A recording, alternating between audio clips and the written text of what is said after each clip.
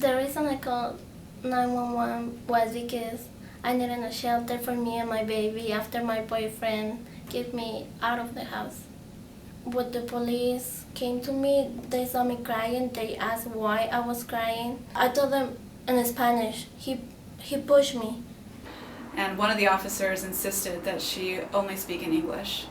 And as a result of that, she was not able to fully communicate that prior to the police arriving, the boyfriend had pushed her, had hit her, and that she had called 911 for her own safety and for the safety of her child.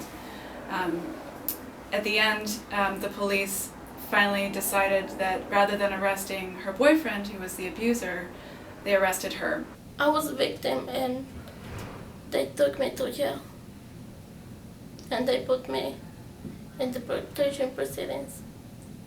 At the moment that she was booked into police custody, her fingerprints was shared with immigration, and immigration put an immigration detainer on her.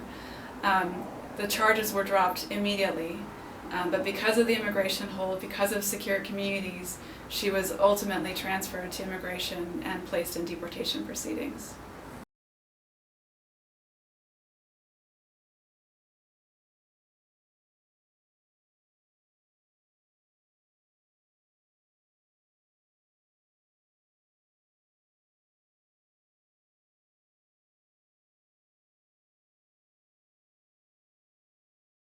Even though the federal government says that secure communities is targeting criminal aliens, the reality is that the majority of people who are targeted and caught up in this program are people like Isaura who have not committed any crimes.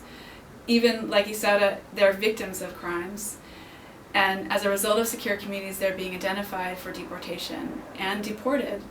And the message that that sends to our communities is fear the police. What I thought was the United States protects the victims of crimes or domestic violence, but in my case, it's different.